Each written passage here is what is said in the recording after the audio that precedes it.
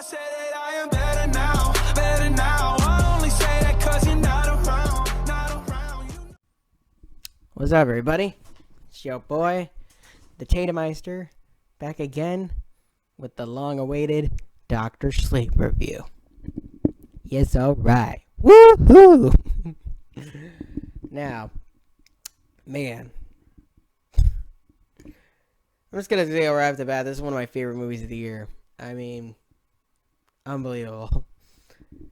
And this is one of the greatest sequels I've ever seen. So, let's take that as you will.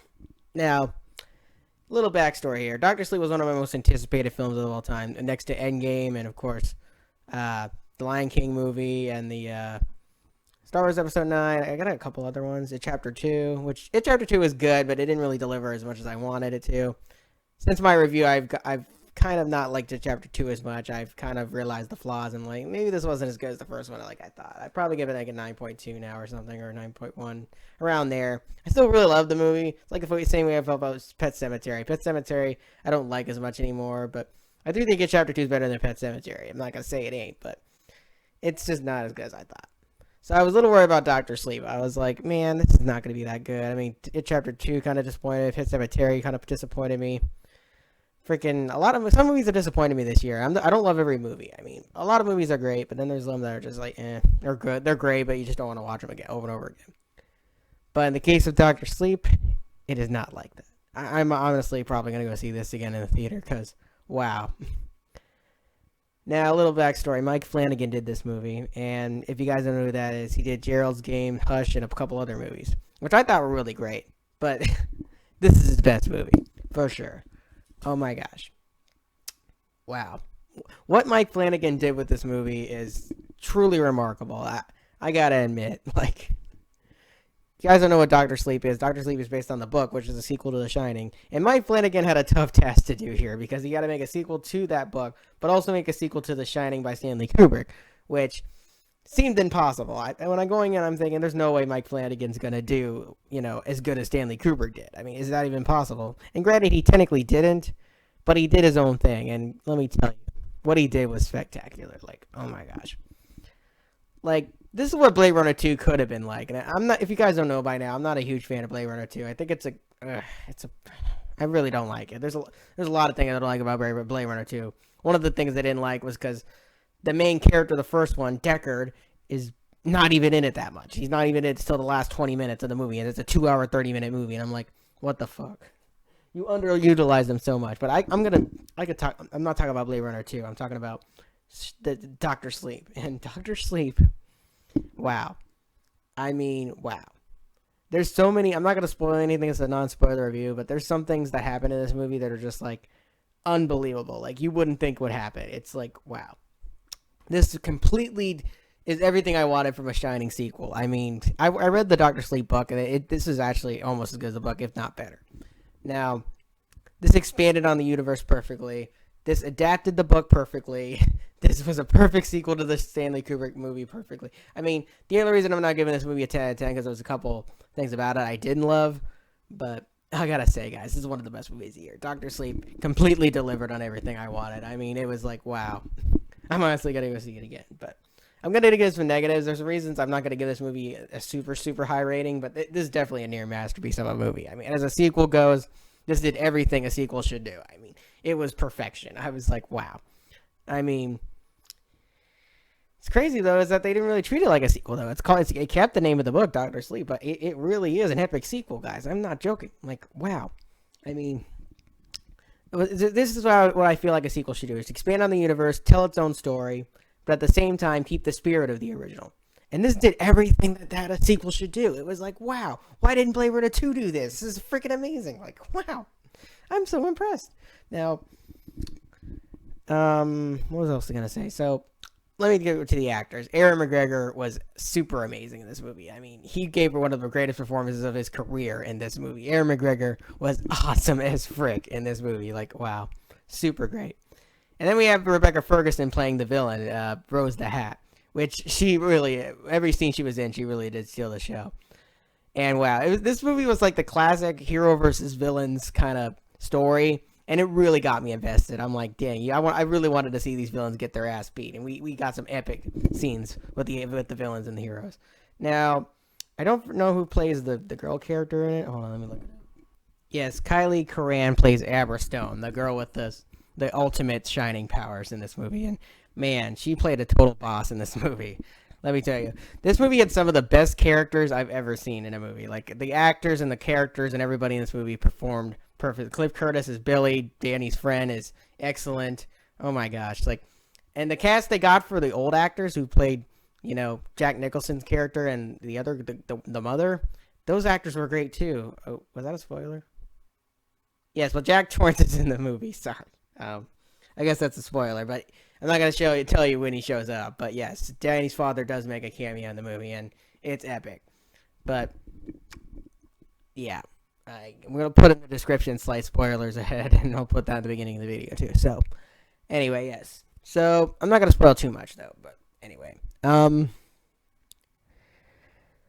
So, yeah. Dr. Sleep is just remarkable, bro. Like, it's just a movie you could analyze and, like, I mean, there's just so many great visuals and so much great writing and so much great decisions. This movie was, I swear, Mike Flanagan is on a roll. Like, his movies just keep getting better and better each time. Same with Bong Joon-ho, who did Parasite, which I'm going to talk about Parasite later. But right now I'm talking about this one.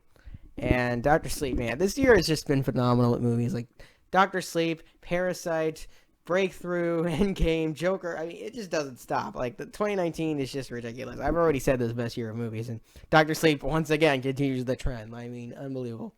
This is right there with it, Chapter 1 and freaking The Shining and Carrie for best Stephen King adaptations. I mean, this is one of the greatest Stephen King adaptations ever made. I mean, I'm not even joking when I say that this is legit. Like, unflippin' believable, bro, what they did with this. Like, Mike Flanagan is a freaking genius, man. Like, Hush was a great movie. Grail's Game was great, but pretty dark and had some stuff. But this is like a near masterpiece of a film. Like, unbelievable. I cannot wait to see what Mike Flanagan does next. He is just getting better and better. Like, unfreaking believable, bro. Like, now, I'm going to get some nitpick negatives of the film, which aren't really negatives. I mean, whatever. Who really cares? This movie's amazing. It's like The Shining in every freaking way. But here are my nitpicks with it. So, I mean, it might, you know, if you're a huge fan of the first one, you might not like this completely because it does have a different tone. I mean, this is not trying to be like The Shining too much. I mean, it is have its Shining elements, but it's still its own story.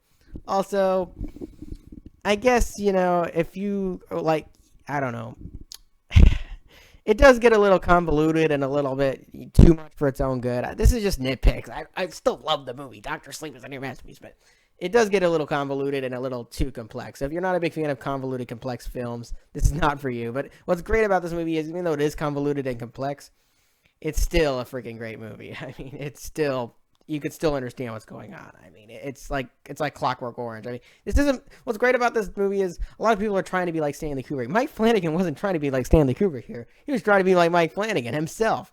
That's what I loved about it. Like, wow, Mike isn't trying to be Stanley Kubrick. He's trying to be himself. Amazing. That's what I hate about a lot of filmmakers. They're trying too much to be like Stanley Kubrick. Like I said in my, Lighthouse review. It was like, why is this guy trying to be so much like Stanley Kubrick? He's not Stanley Kubrick. Be yourself, freaking Robert Eggers. But no, Mike Flanagan goes, no, I'm not going to be like Stanley Kubrick. I'm going to approach this the way I would approach it. I'm going to try to honor Stanley Kubrick, but I'm also going to do my own thing. And Mike Flanagan did what he's supposed to do. He's like, wow, I'm actually going to do it right. I'm actually going to make a great sequel, unlike what freaking Dennis did with freaking Blade Runner 2. Gosh, I'm not talking about Blade Runner 2. I'm talking about this one. Jeez, I don't get why everybody loves Blade Runner 2 so much, but whatever. I digress. So, Dr. Sleep is freaking phenomenal. If you don't like it, then okay, I guess you don't like it. But I really recommend you go see it if you haven't seen it yet. So, I mean, if I had to give it any negatives, I mean, the only negative really is I wish it was longer. Really, that's one of the few negatives. And I wish maybe, you know, I guess Rose, the villain in the movie, she's great, but she didn't have as much time as I thought she was going to have. I mean, she's really great in this movie. Really, really great. But I guess that's one of my internet picks. I wish she was in it longer. She wasn't in it as much as I thought it was going to be.